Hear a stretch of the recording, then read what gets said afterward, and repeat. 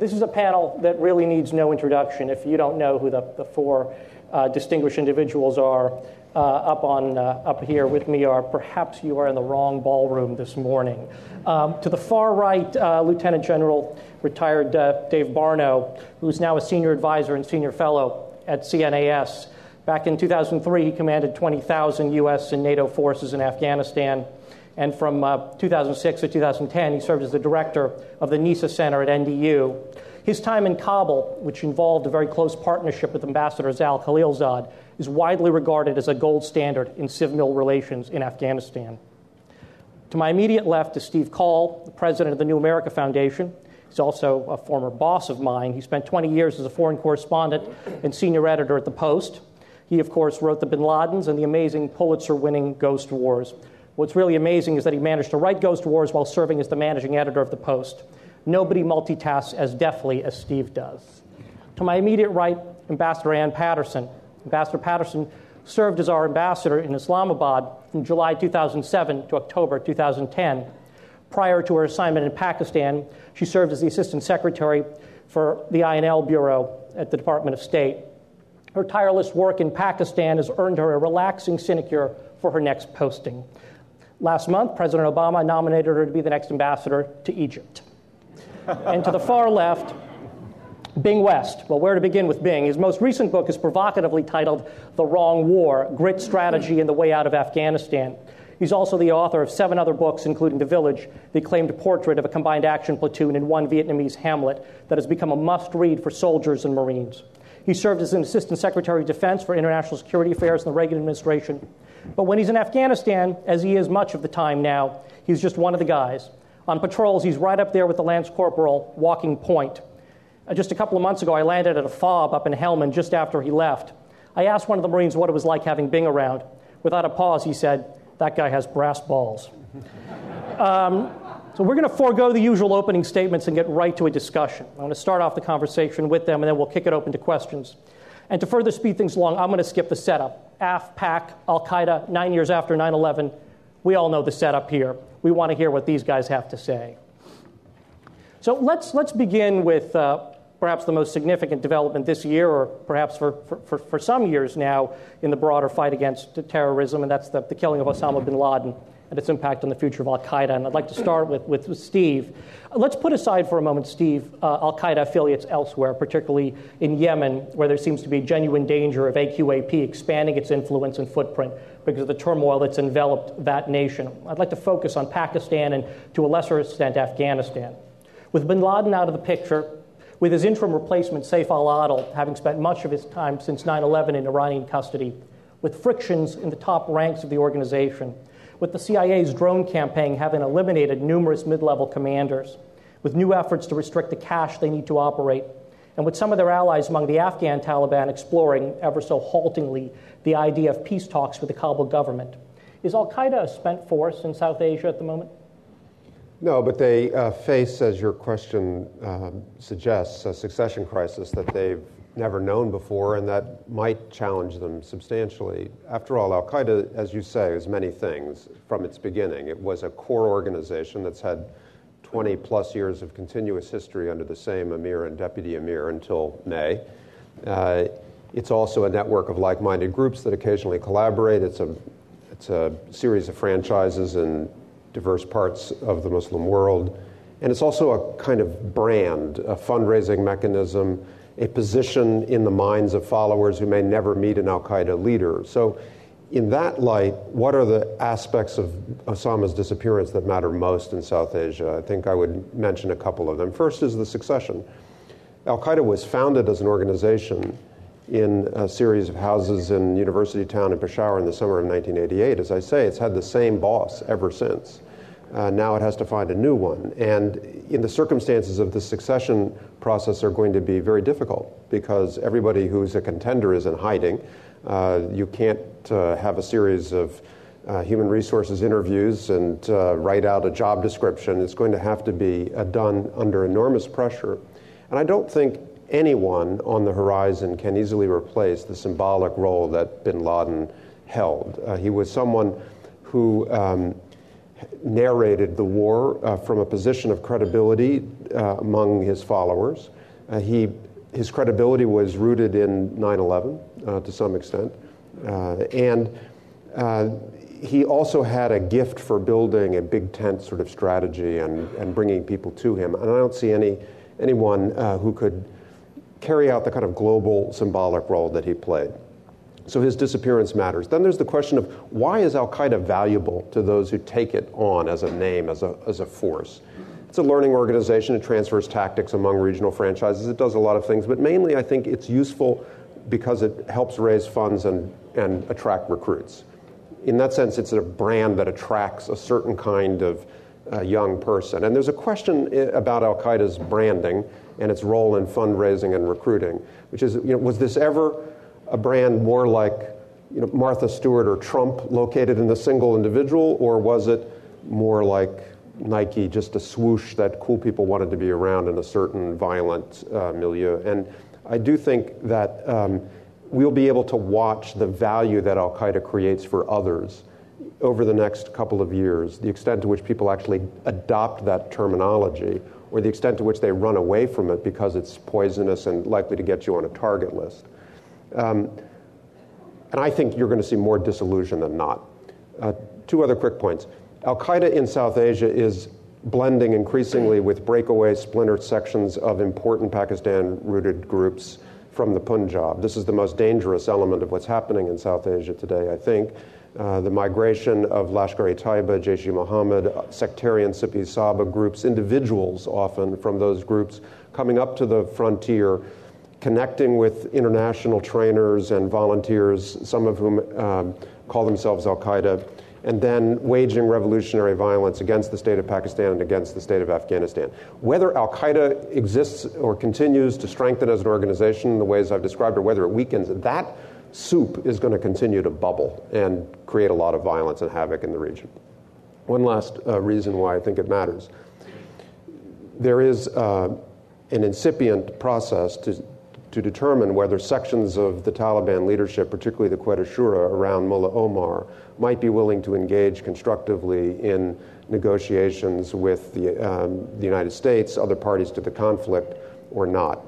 And the United States has made quite clear that it would not consider such negotiations in a serious way unless at some stage, in a verifiable and meaningful way, the Taliban broke with Al-Qaeda. So what does Osama's death mean for that proposition? I think it is true, as Secretary of Defense Gates said in an interview this week, that Mullah Omar and Osama bin Laden did have a close personal relationship, the absence of which might create space for the Taliban to take decisions that it did not take in earlier eras.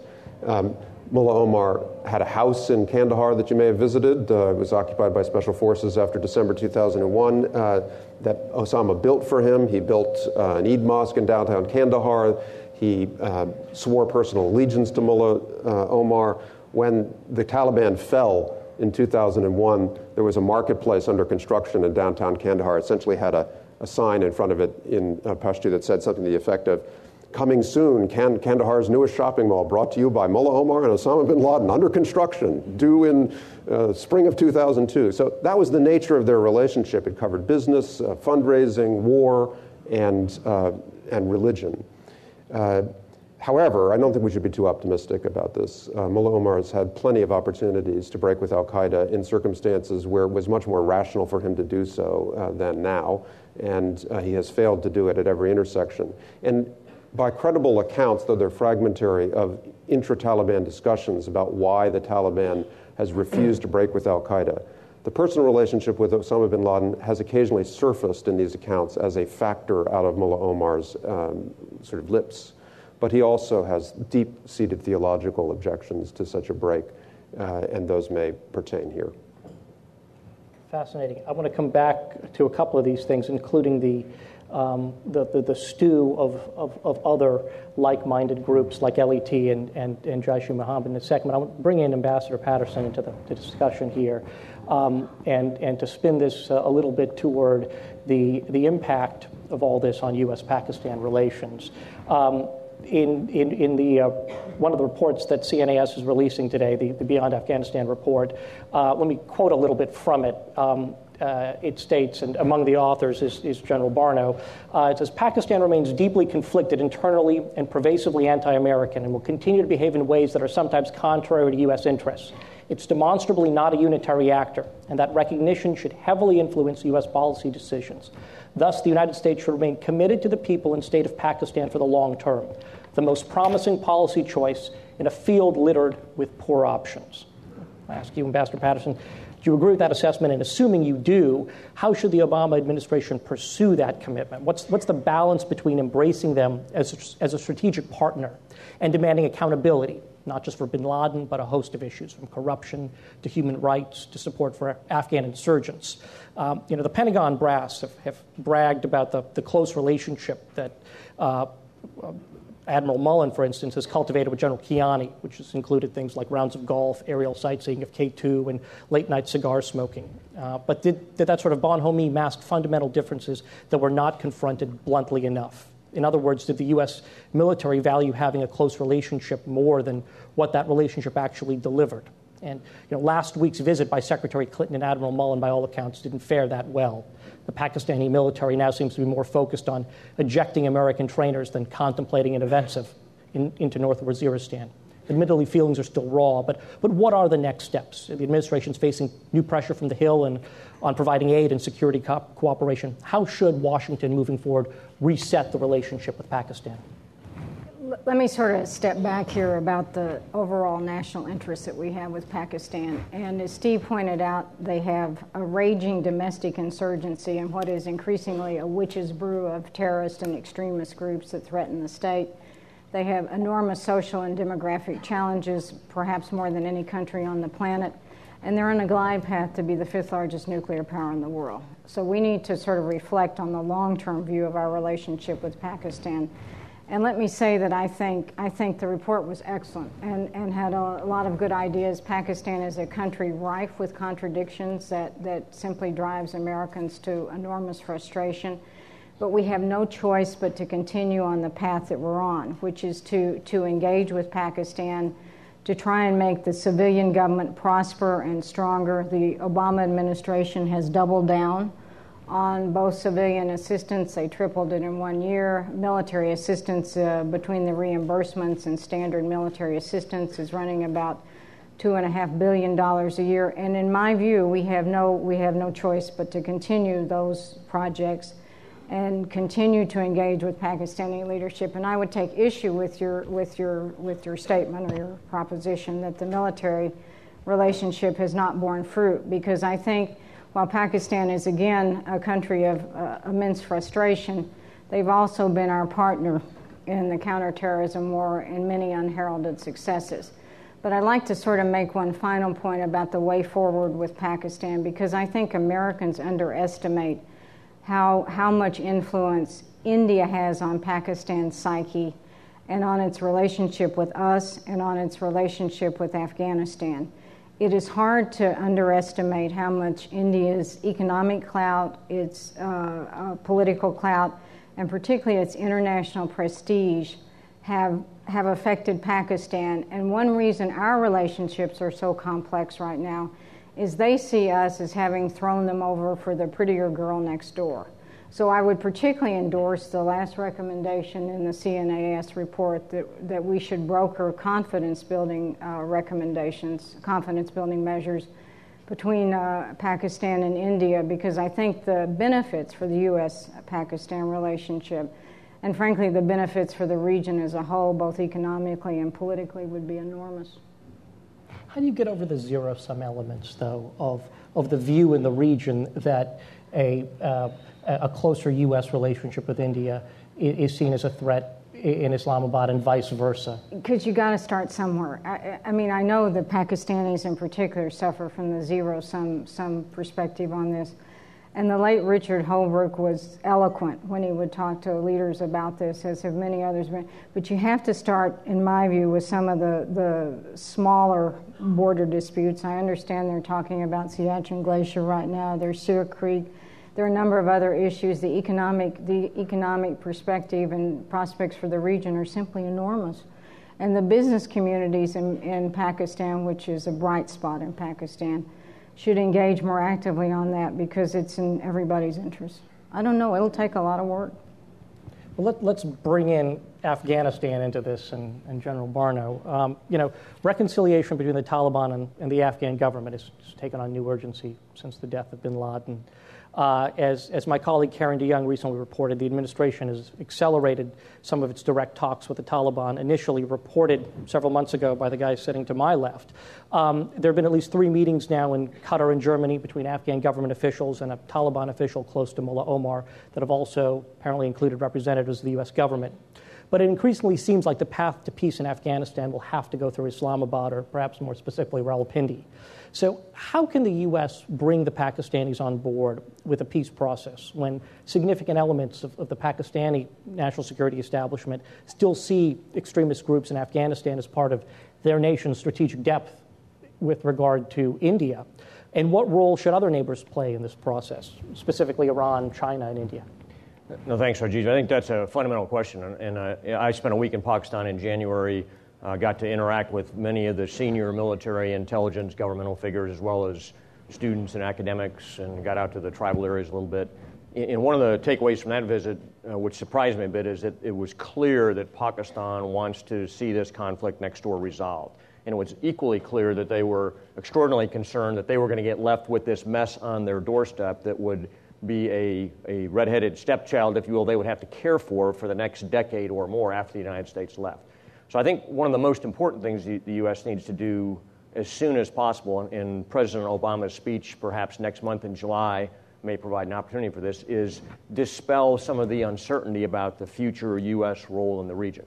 I think one of the great tragedies, in a sense, in the last 2 years in terms of understanding what the U.S. is planning to do was perhaps the misinterpreted, or some would argue correctly interpreted, one-liner out of President Obama's December 2009 West Point speech, which was that U.S. combat forces would begin withdrawing from Afghanistan in July 2011. That was the only line remembered from that speech.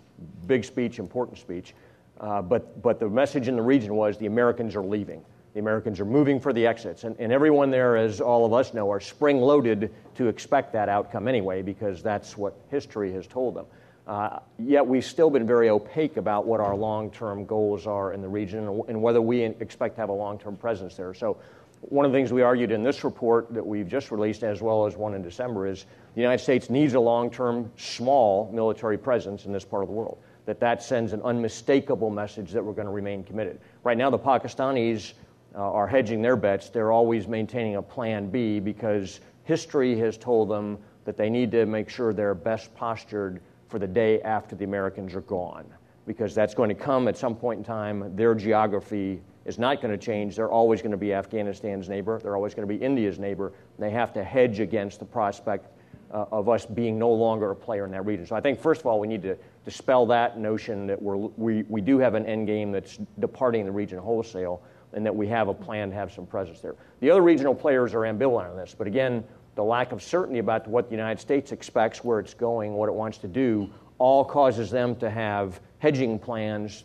that work around our interests and fundamentally work against what we want to accomplish. So I think that's the most important thing we can do. But in an environment where troop levels are going to be headed down starting in July, how big of a U.S. presence does there need to be post-2014? And what is the strategic framework that is currently being negotiated between Washington and Kabul need to sort of spell out to create the necessary incentive, in your view, to get both various Taliban actors as well as the Pakistani government to see that a U.S. presence is significant enough and enduring enough? What does that level have to be? In December, we argued in our report that the number should be between 25,000 and 35,000 Americans. And that was premised on two things. One is that part of that force, a substantial part of it, would continue to have to fight the counterterrorism battle against al-Qaeda and its associated groups across the region, and you would need some significant U.S. special operations capability to do that. The other part of the force was premised on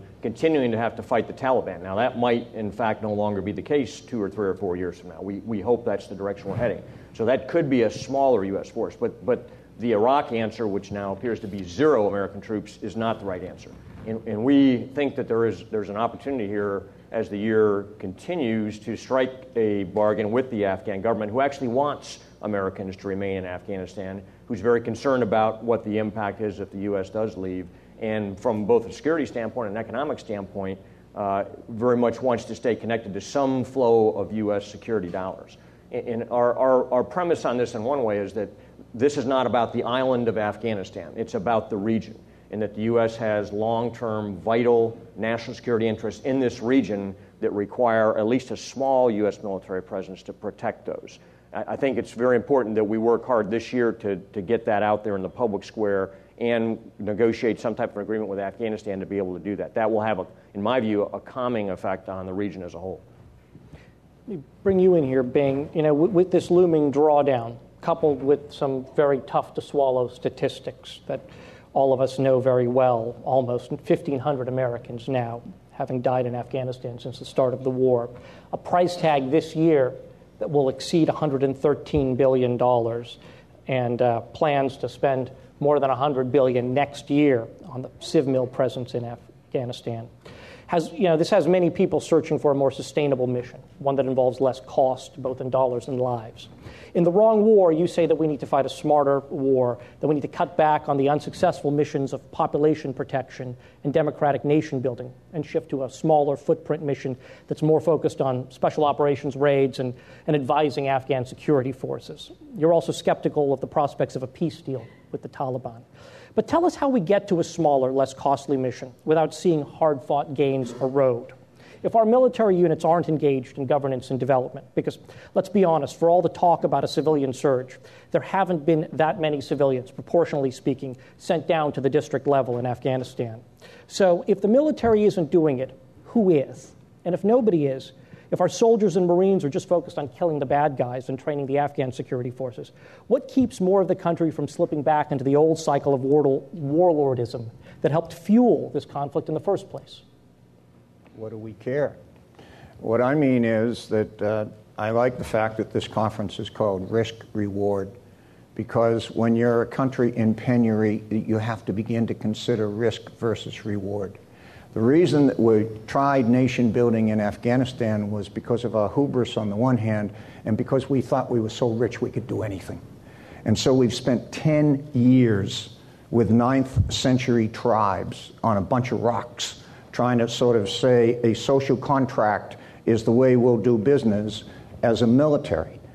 Our United States military, years ago, said that they had a new doctrine, and they said from now on soldiers and Marines have to be nation builders as well as warriors. Well, I've been arguing for years, I think that's nuts, because what we succeeded in doing in Afghanistan, and it isn't just Karzai, it's all the way down to any village elder, we have created a culture of entitlement.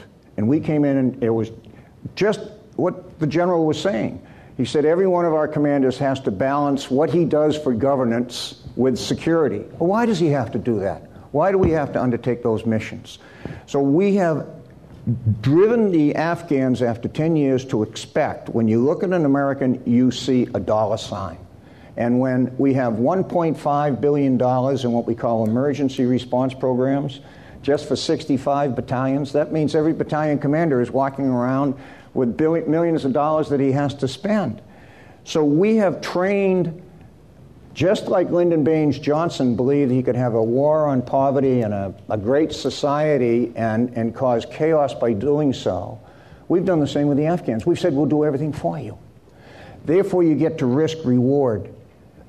The general was proposing that he has a plan for the next 3.5 years. Okay, 3.5 more years at $100 billion a year with, say you go from 100,000 to 90,000, 80,000. Can we do all that? Sure, we can. The issue becomes risk-reward.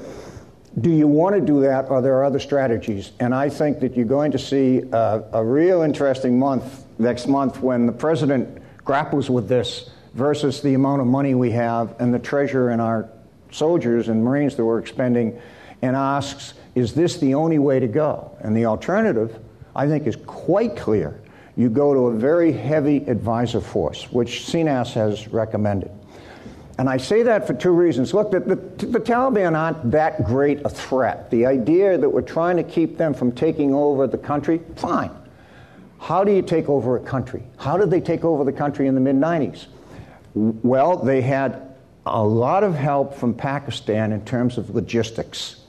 To go into a big city, you don't do it on a few motorcycles. You can be a pain in the neck out in the rural areas forever, but once you start moving, you have to mass. And that means somebody has to provide you with many vehicles and a logistics system. I guarantee you, the Pakistanis are not going to do that. In fact, I think the Pakistanis are doing us a great favor because the arms that the Taliban have are nickel-dime. They don't have anything that's serious in the way of armament, and I'm absolutely convinced that's because the Pakistanis somehow have clamped down so they don't get them.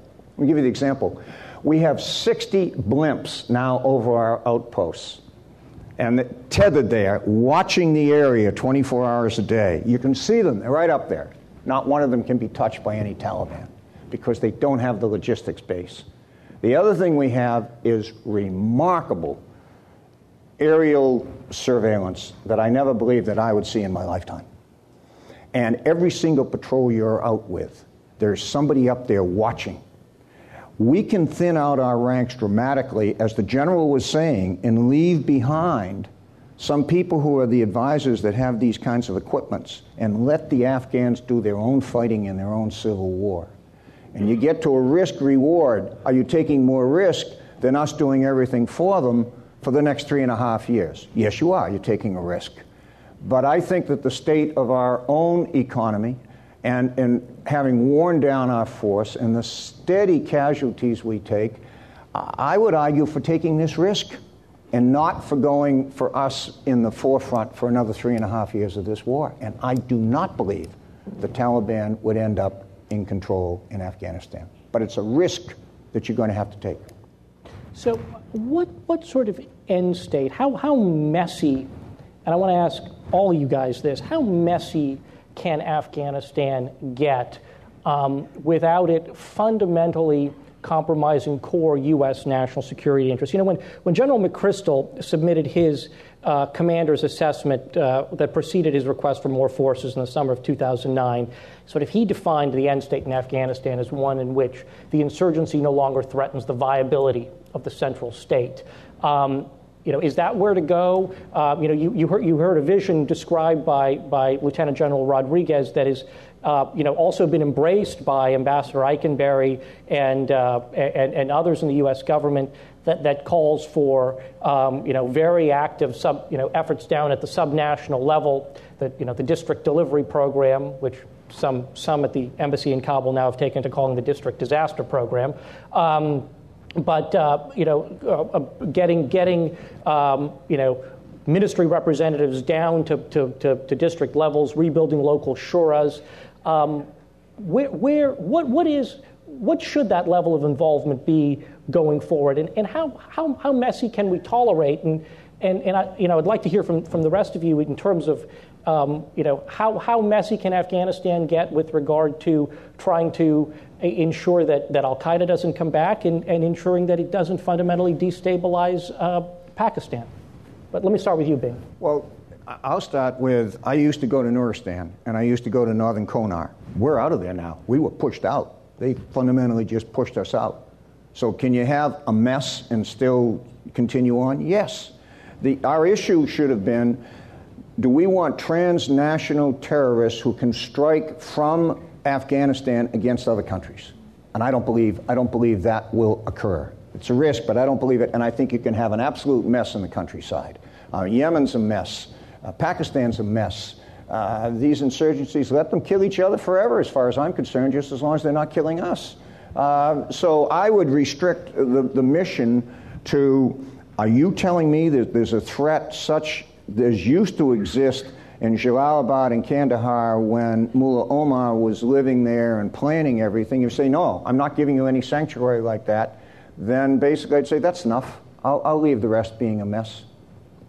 I mean, will Al-Qaeda respond sort of rationally to this, that even if you go down to a world, Steve, where there are 20, 30,000 U.S. forces, many of them special operators, that if the cost of doing business in Afghanistan is incrementally greater than the Fatah, that they won't seek to come back in significant numbers? what does a messier Afghanistan look like? How does that impact transnational terrorism? Well, I mean, let me first register my disagreement with some of Bing's framing. I mean, I love Bing, and I agree very much with his framing about the U.S. as a kind of resource curse in Afghanistan. The size of American investments, the amount of money we spend, the way we spend it has had a distorting effect on every aspect of the Afghan political economy, and it should be our goal to reduce both the size of our presence in troops and the distorting effects that we have on the political economy, but to do it in a responsible way. I'm not suggesting that this is quite what Bing was saying, but it would be quite unwise, I think, to have a policy goal of inducing a civil war. And Afghans deserve better than that from us, and so do all the men and women who have sacrificed from the United States military to date. So we are in a transition. It should be the goal to manage that transition successfully. And as to end states, then, yes, I do think, and as to vital U.S. interests, I think there are specific answers to your question. What capacities, irregardless of whether or not we're successful in preventing a medium-grade civil war or a large-grade civil war in Afghanistan during this transition, what residual capacities would line up with U.S. interests? That was a form of your question. So I think one is the capacity to carry out counterterrorism action against international terrorists, including raids such as the one that was carried out against Osama bin Laden. If the United States gives up an Afghanistan that can host bases, that can launch the capacity that was brought to bear on that night, then it will lose a significant capacity that is relevant to its interests. I think there's a second, which is a little more indirect, but I think easy enough for us to agree on, or many of us, which is that, and it's something that I hope the Pakistan Army increasingly is thinking about in managing its own place in this next transition, which is if Afghanistan were to become a sanctuary for anti-Pakistani Islamist revolutionaries that accelerated the potential of the Pakistani Taliban to metastasize into a force that threatened the Pakistani state, that would be disastrous for the United States because of the strategic assets that the Pakistani state holds. And part of the problem with thinking about how much messiness is enough is that you could imagine uncontested rural territory in Afghanistan becoming such a sanctuary, even if the Afghan government, supported by the international community, held on to cities and the Ring Road and sort of the Najibullah state that we used to visit in a certain day. Thank you. Let me make a couple of points. I disagree with Mr. West about, I agree it's a question of risk-reward, but in 3.5 years in Pakistan, I saw many threats, actually less against us than against our allies, and I don't think there's any reason to believe that with messiness of varying degrees that wouldn't move right back into Afghanistan as it prospered for a number of years. So I think that would be the first issue. The second issue is the one that Steve points out, that this would be inherently destabilizing to Pakistan, and they get this. I think there's a misperception that the Pakistan wants the Taliban back in power in Afghanistan. Nothing could be further from the truth. They don't want the Taliban back because they've seen how the Taliban can destabilize and metastasize their own groups and hook up with them. And these cross-border raids are in many respects a two-way street. They don't want the Northern Alliance to align with India either, so they have very conflicted approach to Afghanistan.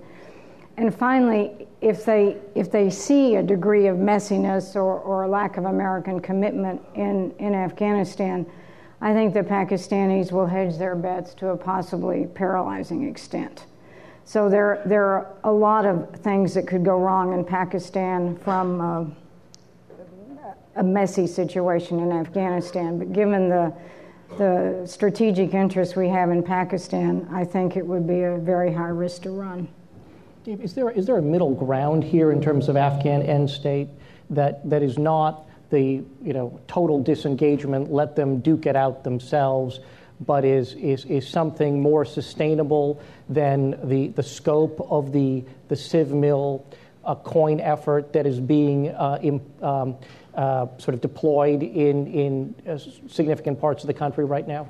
Yeah, and I think that's going to really be the challenge the next 3.5 years is designing that structure in a way that gets you to an Afghanistan that's stable, because in my view, and I think each of the panelists have noted this in one way or another, Afghanistan in a sense is the keystone to regional stability. If you have an unstable Afghanistan, it's likely to engender an unstable region, which starts bleeding into Pakistan.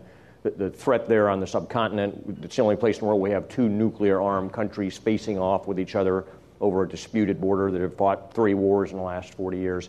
This is an extraordinarily dangerous part of the world. An unstable Afghanistan is going to make that a much more dangerous place than it is. So I think that we're going to have to find a way in the next 3.5 years to take our vast aid spigot of dollars, which several of us have described, and neck that down without collapsing the Afghan economy, which it's very reliant upon right now, and helping to design something that gets to what some are calling Afghan good enough, to a steady state Afghanistan that's stable. I hope that's seasoned by a small American military presence and that's got a long-term commitment, but it does it at far lower cost than what we're doing today. I think that's achievable, but I'm not sure we've crystallized the realization we have to start designing for that outcome yet.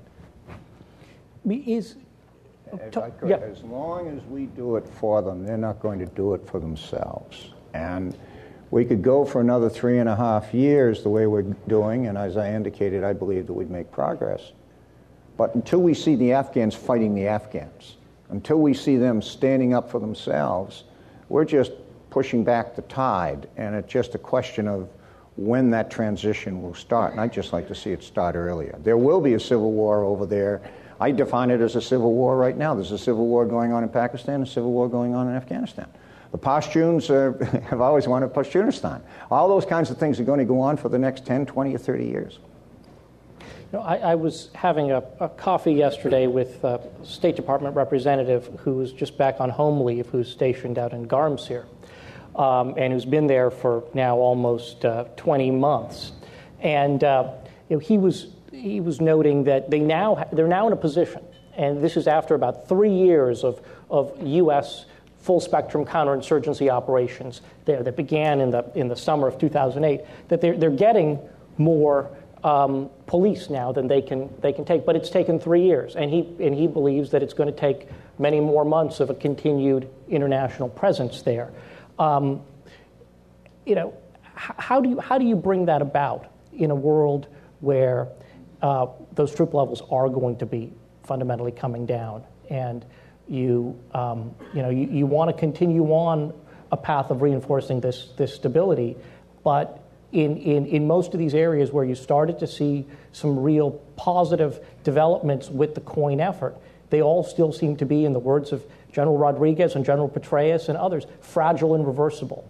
And it seems hard to imagine that you're going to be in a world, even at the end of this year, where the commanders, where General Allen and General Scaparrotti, are going to be able to take significant numbers of troops from the south and move them to the east to deal with the very real issues that are taking place in the P2K Bowl and elsewhere. So how do you square that? Well, I would just say that I think Bing has this exactly right, that it's time to get the Afghans deeper into this fight, to get them in front with American enablers, American advisors, and you've got an enormously large Afghan security force that's been built over the last several years. The Army is, by almost all estimations, an extraordinarily effective force by regional standards. It can fight. The soldiers are of that ilk, that they're very inclined to fighting. One of my allied counterparts said that it's in their DNA to be warriors. We've been very reluctant to let them be in the lead in these fights. And I've heard anecdotally from a number of friends out in the region that the Afghans are ready to do more than we're allowing them to do. It's time to push them forward, I think. Well, let's open it up to you guys. There are folks with microphones walking around. If you want to raise your hand, just urge you to keep the questions short and keep them framed in terms of a question, please. And you can either address it to a specific member of the panel or the panel as a whole. Right over there at the aisle. Hi, Rob Levinson, Bloomberg Government. Ambassador Patterson, you were involved in what is probably the most successful but unsung counterinsurgency effort the United States has done in Colombia. I spent a lot of time there. I was involved with Southcom when you were ambassador and then at INL. And there we've done it with no more than 800 guys on the ground, and probably spent the total of what about a month cost us in Afghanistan. Obviously, different places. But I wonder if you might comment on the similarities or differences in what we might learn from what we did successfully there. We had a much more long-standing relationship with the Colombians over many decades, special forces training and the like. And one of the key differences is the 12-year hiatus we had in engagement in Pakistan. So as many of you know, there's been this so-called lost generation of military officers that have no contact with the United States, and we're going to be paying that price for years to come. But it was in many respects an entirely different kind of conflict because it wasn't fueled by this religious veneer, and in many cases in Pakistan it is a veneer. And then Colombia was a country that it had civilian institutions that had been controlled by civilians for decades and didn't have the demographic and social problems that Pakistan confronts. So frankly, it was a much easier environment in which to make progress. Right over here in the third row. Somebody.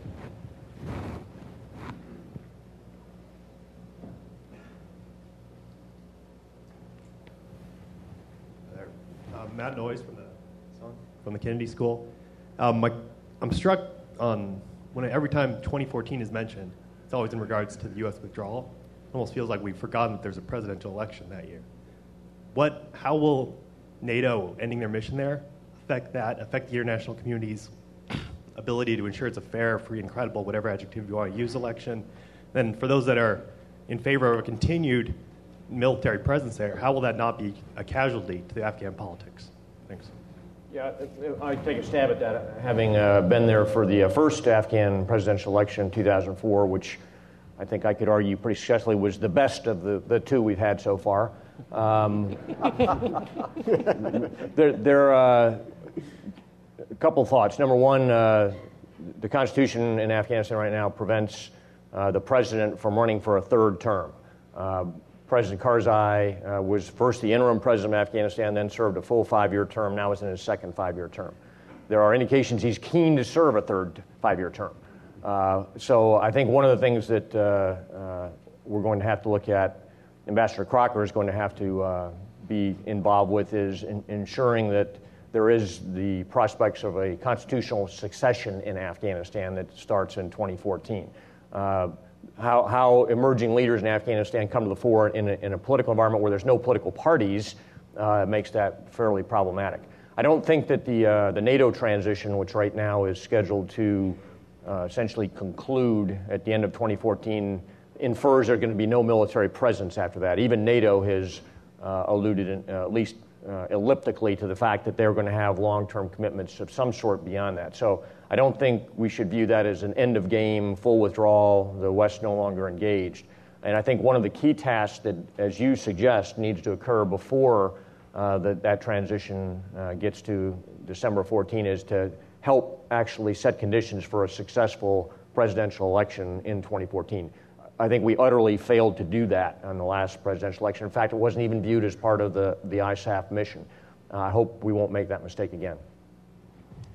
Yeah, could I just add one thing? I think it's a good question because the political side of the transition that's ahead, no matter what the pace of the troop withdrawals, no matter what the evolution of the military strategy, is going to be vulnerable to capture by those sections, by President Karzai or his advisors who may wish an unconstitutional third term. And there's going to be a lot of pressure on the international community to stand firm around the principle that there should be a constitutional transition and to stand firm on behalf of those flawed but important emerging sources of constructive, diverse political activity in the country, primarily the parliament. The embassies in Kabul did a great job in the winter of standing up to President Karzai's efforts to keep the parliament from being seated. But I'm not sure that in their host capitals anybody was paying much attention to that kind of struggle. It's often too easy to stay with the incumbent we know, however flawed, than to take the hard risks of building a more sustainable plural Afghan politics. We don't have to fantasize about democracy or talk about Switzerland to recognize that there are enormously diverse numbers of credible Afghan leaders who want to participate in peaceful, constructive politics, and ought to be a high priority of the transition between now and 2014 to give them the space to represent their communities. Right over there, second line in. Madam Ambassador, my name is Jake Diliberto. I represent, again, Veterans for Rethinking Afghanistan. You had made a comment that said that if we leave Afghanistan or begin with troop withdrawals, that perhaps we may have the adverse effect of destabilizing Pakistan. Clarification, any more than we're already doing now with the drone strikes and one of the things I'm concerned about this month, Pakistani think tank released a report saying that there are 600 known al-Qaeda militants that the Pakistani jails are releasing back to the population because they don't have the proper governance and justice assets to keep them there. So I'm if you could clarify or kind of help me understand some of that. Well, let me say, just generally speaking to this audience, that our intelligence programs in Pakistan have been a runaway success. And our first responsibility as American officials and military and intelligence leaders is to protect the United States. And again, I think our intelligence programs in that respect have been enormously successful. But I think the question was about the original question was about the degree of messiness in Afghanistan.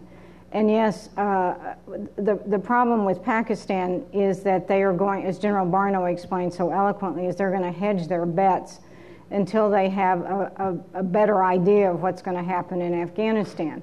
And so the situation becomes a little more unstable every day in Pakistan. That, to me, is the scary thing. The long-term prospects are frightening. What we've seen dramatically in the past 3.5 years is this scenario that Steve outlined, which is these groups coming together. And the attack on GHQ in Pakistan in late 2009 had representatives of something like 3 different groups as they sell each other their services as guns for hire.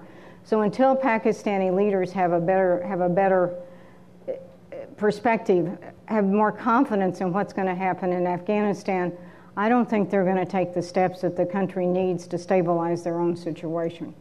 Yeah, if I could add to that, when I was there in January, one of the things that surprised me in all of my encounters was the degree of fear among the elites about the stability of the country. And the leading fear was the economic fear. I heard that even from senior military officers, that our economy was going to eventually get to a point of collapse.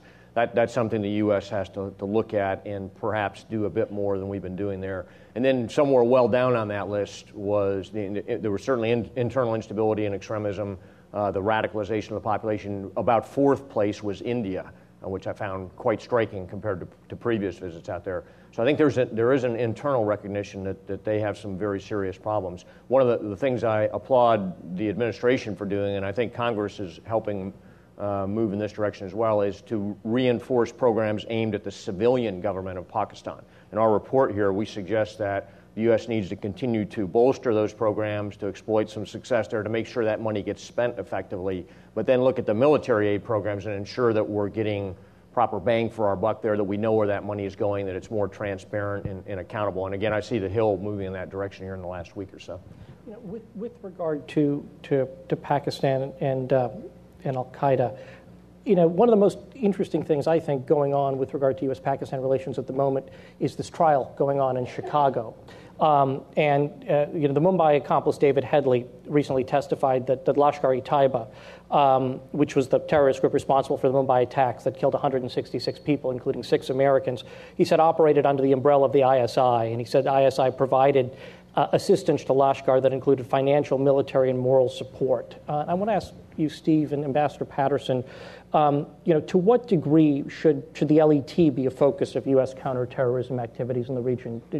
Are we taking a hard enough line against them? And if we're pushing the Pakistani government hard on the Haqqani network and the Quetta Shura Taliban, do we lose any degree of leverage over the other affiliated groups that are out there causing significant trouble?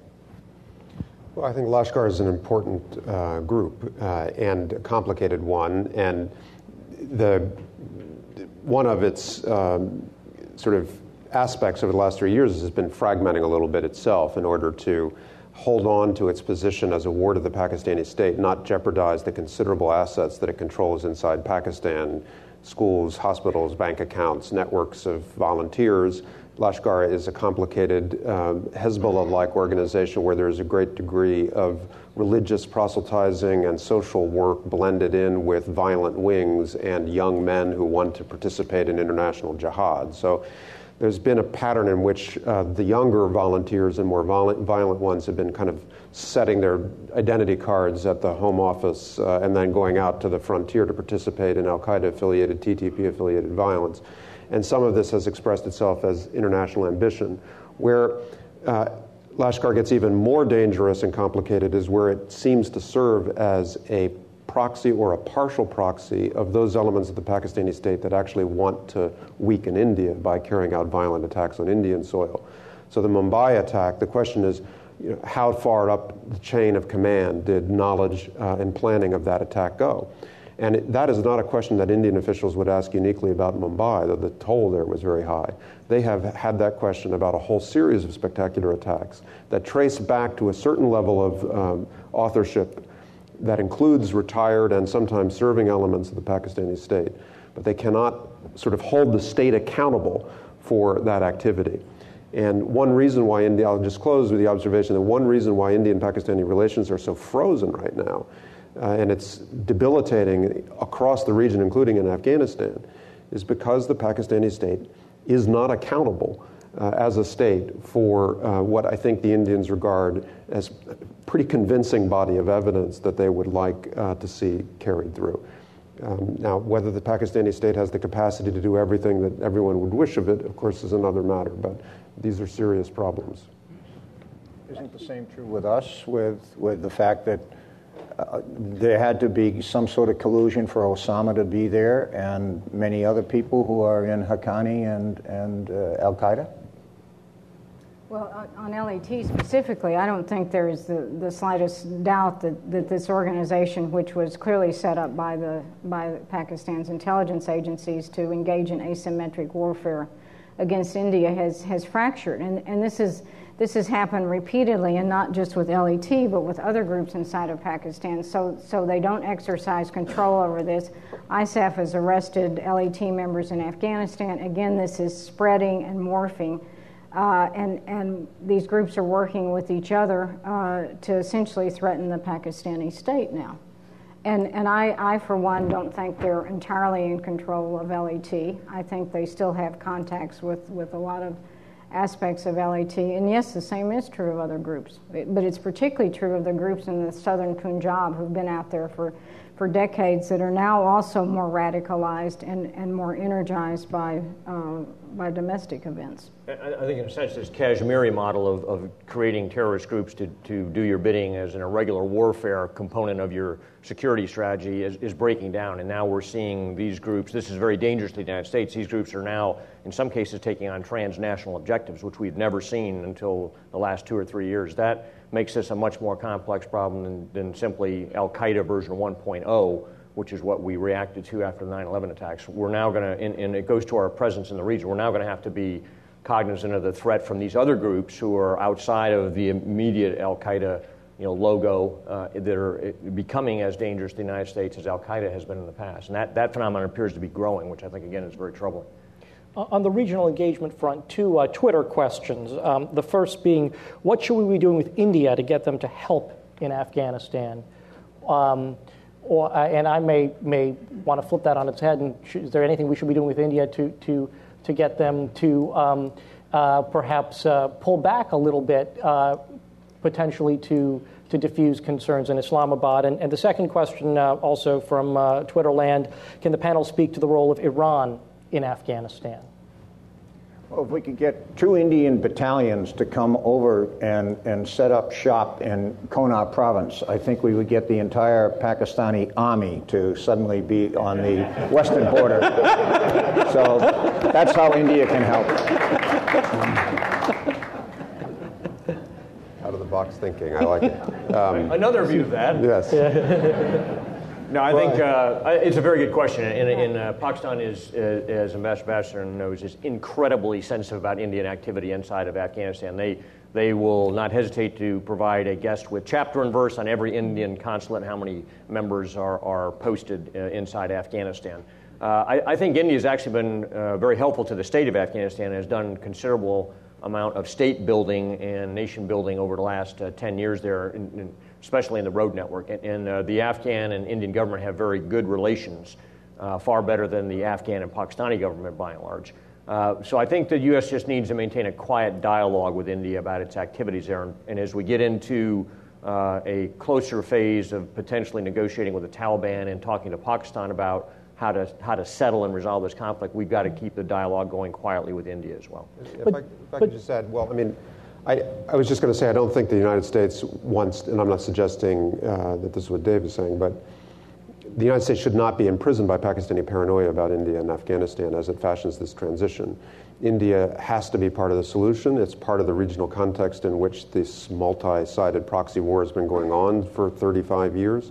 And the very strong relations that General Barno correctly points out exist between President Karzai and the Indian government now are actually probably stronger, at least at the present moment, than U.S. palace relations in Kabul in some respects. There's more confidence there. And the Indians can help construct the political transition that we were talking about earlier. And the Pakistanis' fears of the Indian president in Afghanistan are not completely unjustified. You know, just because you're paranoid doesn't mean that India is not out to get you from a Pakistani perspective. But the assessment of the role of these consulates in funding Baluch nationalist separatism and so forth is overdrawn. And there are problems of international support for anti-Pakistani groups, Baluch groups, that operate sometimes in sanctuary elsewhere, including in Afghanistan. But they're simply not of the scale to justify the paranoia and the arguments that the Pakistanis bring to bear, I think. What about Iran? I mean, one of the most heavily trafficked roads in Afghanistan today is the highway, the hardball highway, built incidentally by the Indians through Baluchi area that goes from Zaranj on the Nimruz-Iran border up to the ring road in Delaram. And the Indians see this, as do the Iranians, as a potential alternate route that connects the Arabian Sea to Central Asia. Yet our Washington's view on Iran is such that obviously dealing with them at much more even than an arm's length, could they be brought in a more constructive way to provide any sort of leverage, both with the Pakistanis or even in a more constructive way with regard to the Afghans in this process, do you think? Well, I'll touch on that and maybe ask Ann to talk on the diplomatic end of it. I think a couple aspects. One is that as the U.S. talks to the Afghan government about a long-term, small U.S. troop footprint there, the U.S. needs to do that with a view towards the sensitivities Iran is going to have towards any Americans in Afghanistan at all, but certainly in the western part of Afghanistan. Iran has an immense economic impact all across western Afghanistan. If you go to Herat, the power that drives the electric lights in Herat comes from Iran. All of the trade that generates the economy in Herat comes from Iran. They're closer in many ways to Iran than they are to Kabul, and that's not dissimilar throughout the whole western corner of Afghanistan. So I think the U.S. has to be thoughtful of Iranian interests out there, especially as it thinks about troop presence. Second, final point would be that one of the things we recommend in our report is that the U.S. work to open up trade and transit all across the region. The route you just described is an example of a success story there that the United States is very ambivalent about right now because it involves Iran, who we have at best mixed relationships with. So I think that arena is an area where, again, quietly we can do work to continue to open up those ties and maybe perhaps even use India's relations with Tehran to gain some advantage there as we try and sort out what an end state here in Afghanistan is going to look like. I don't think Iran will play much of a role in Pakistan's consideration, and I agree with everything Steve said about the relations, India's role in Afghanistan. India's role in Baluchistan isn't zero, but I think maybe we haven't talked enough about this. The way through this is ultimately a political settlement, and certainly everyone through many administrations has been saying the only solution in Afghanistan is some kind of broad political settlement. And these players, Iran and India and others, will have to be brought into that at some point. And Pakistan will have to be a broad settlement of some sort. Take one last question from the room here. Right over here. Jeff Tressler from the Institute for the Study of War. With respect to Eastern Afghanistan and the militant groups that operate there and their relationship with Al-Qaeda and Lashkar-e-Taiba, how critical to the overall mission is it that the U.S. and the coalition get after these groups in the East, perhaps even a second front like we saw in the South? And if we don't, what are the consequences in terms of President Obama's objective stated specifically with respect to Al-Qaeda? Go ahead, Bing. Why don't you take a shot then?